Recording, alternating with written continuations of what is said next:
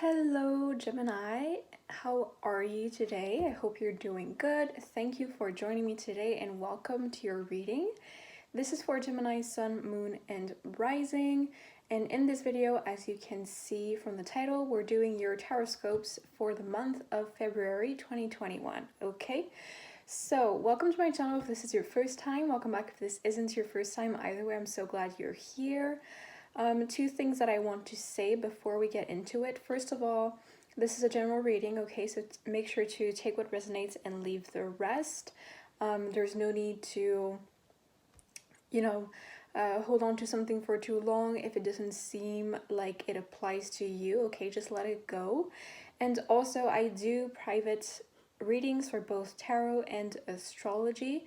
If that's something that you're interested in, my private readings are currently open, so all of the information on how to contact me down below to book your private reading will be in the description box, okay?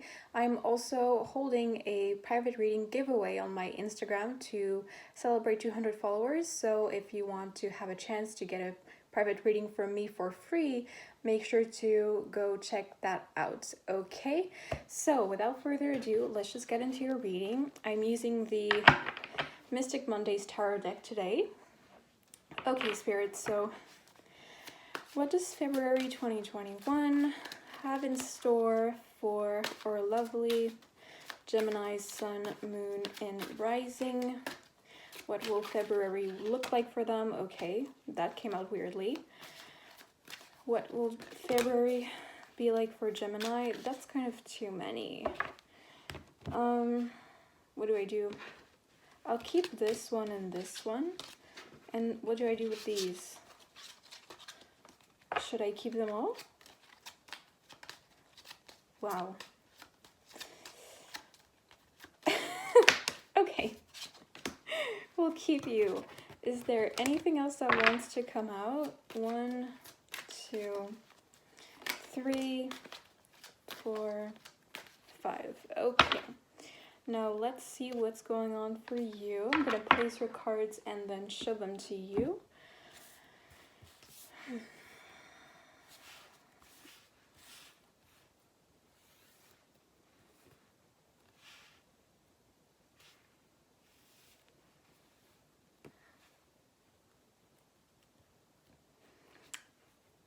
I'm actually going to take the card at the bottom of the deck. Yeah. So the first one that came out was the King of Wands here. Yes, the King of Wands. Then we also have the Knight of Pentacles.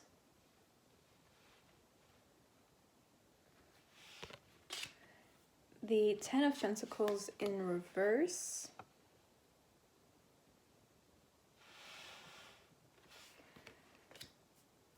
Temperance.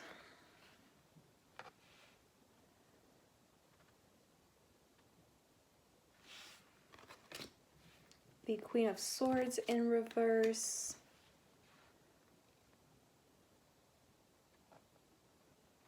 And finally, the card that was at the bottom that I decided to take out is the Ace of Swords.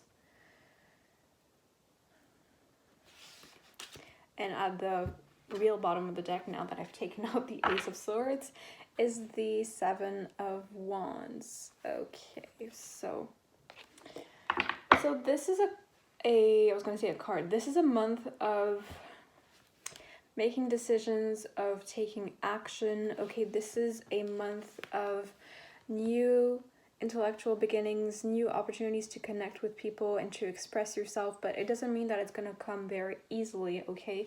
You're going to be called to really assert yourself and speak up for yourself with the Seven of Wands at the bottom. But, because it's at the bottom of the deck, it might be something that's not supernatural for you to do, or that's an instinct, maybe like in general in your personality or with the kind of situations that you're in this month, but it's really what needs to be driving you forward, okay? To know when to assert yourself and when to let go. there's a need with this Temperance underneath the Ten of Pentacles in reverse. There's a certain need to reevaluate and take a new look at your long-term plans for your life in general, especially for your work and the way that you plan on gaining money. You know, you don't need to gain as in like get rich, but because of the way the world that we live in is, of course, we need a certain amount of money to live. You might be stuck in a scarcity mindset with this Ten of Pentacles in reverse. You might think you don't really deserve money. You might kind of think it's impossible for you to get some money or get more money, okay? You might be very impatient with money. Or the opposite, you might create your own reality of not having a lot of money because you're convincing yourself that it's kind of impossible for you to have some kind of abundance right now, and that it's only going to come in the next couple of years. Okay, so there needs to be a healthier balance and a healthier perspective that you have with money. Yeah, because I think you do, the way the spread is right now, this Knight of Pentacles is at the top. So I think you do have a really healthy and strong and moral work ethic here, okay, that needs to be applauded. So I commend you for it. Yeah, I think that because I think that you understand and you apply the concept of working slowly but surely towards your goals in general, and you know that when you put work into something, you know, you're going to reap the rewards eventually, but also it's important for you to get some kind of gratification throughout the process. Otherwise, it's kind of like too discouraging or too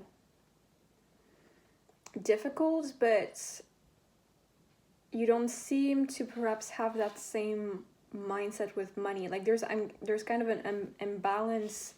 You know, at the top of the deck, we do have Justice in reverse. So it's as if you, like, whether you realize it or not, there's this kind of polarity where you completely separate those two things. And yes, they're not the same thing, but a lot of the time they can be connected. And so you need to kind of align these things.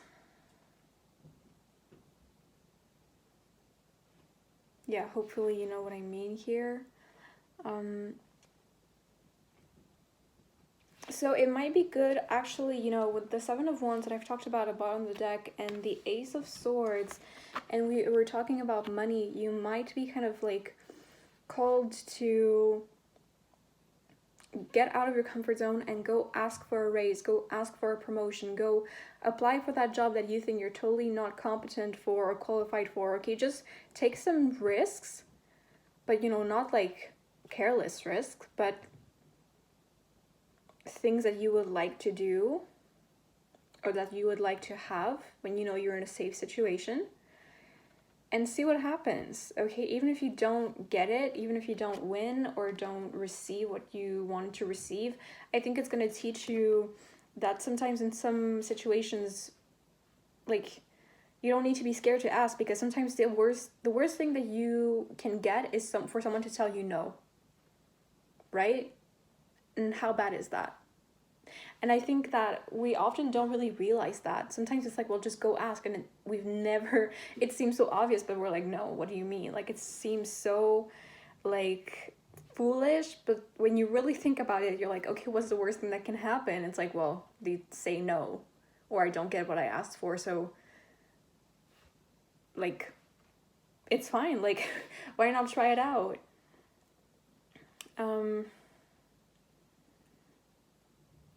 Yeah. There might also be some kind of disbalance or unbalance between these two energies here. If you are, I'm hearing parents, so there might be something about your parents, or you might be a parent, and there's some kind of unbalance between you and your partner, or whoever is the other parent of the child or the children, or something like that. Or you just don't get along. right now, and it's like affecting the whole family dynamic, or you have on certain situations or certain things you have completely different approaches and perspectives on how to raise your kids or the kids. But this can also be like internal energy. So I think that, okay, so in the past you might have really been into this Queen of Swords energy here, which is very, you know, it's someone who's very smart, who's very knowledgeable, who's very strategic, but also someone who can be very harsh with their words, very careless with their words. Not careless as in they didn't think about it, but they don't care about how it affects other people. They don't care how rude it can come across. And although this energy has served you in the past, now it's kind of time to step away from that. You know, it might be really good for you to, yeah, there's just this need to kind of like redefine how you see yourself, okay? Especially if you, yeah, if you use things, okay, like systems like astrology, MBTI, what's the other thing? The Carl Jung's 12 archetypes. If you use like systems of archetypes to help you understand yourself and define yourself, okay, you might have like a really specific one. It's kind of perhaps time to move away from that and see who you are beyond that, okay, or beyond the current understanding of yourself that you have. And I think it would be good for you to really assess everything that you've been identifying as and showing yourself as, and see, you know, there's some things in that might be, it might be time to say goodbye to. You can say and acknowledge like, yes, this has served me in the past, but now I don't need that anymore. This can also be like really defensive or really argumentative behavior. And another side to that would be, okay, what are the things that do still serve me and that I can use to become the person that I really want to be, and that can help me get the goals that I currently have, okay? So there needs to be a reevaluating of that, and you're kind of called to step into more of this King of Wands energy instead, which is a very passionate person, someone who's very strong in their power. You might kind of want to work with the fire element as well, okay? If you have fire placements in your own chart, to kind of look into that more and see how, like, what that brings to you and how you can embody that more.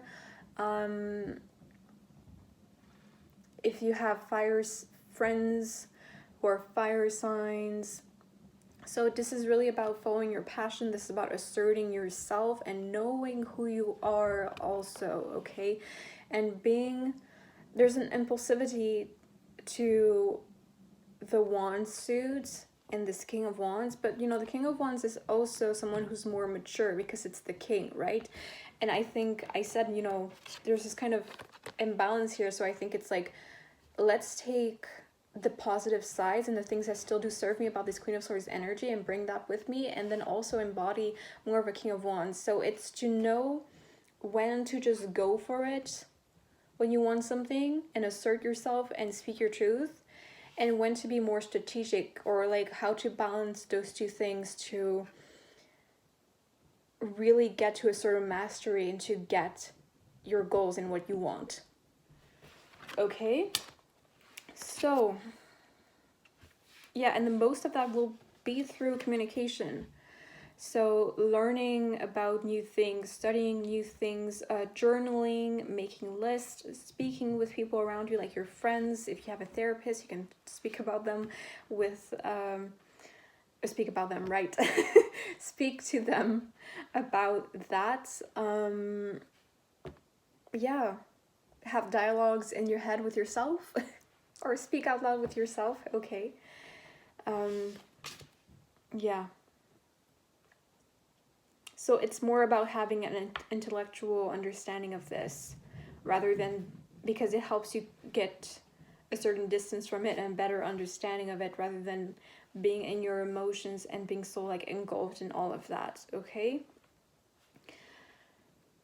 All right, so I think this is a reading that, you know, this is all I've got for you. That's the reading I got for you guys today. I hope that you enjoyed it. I hope that it resonated. If it did, please like this video, comment down below to let me know. Share this video, subscribe to my channel. I would love to have you here.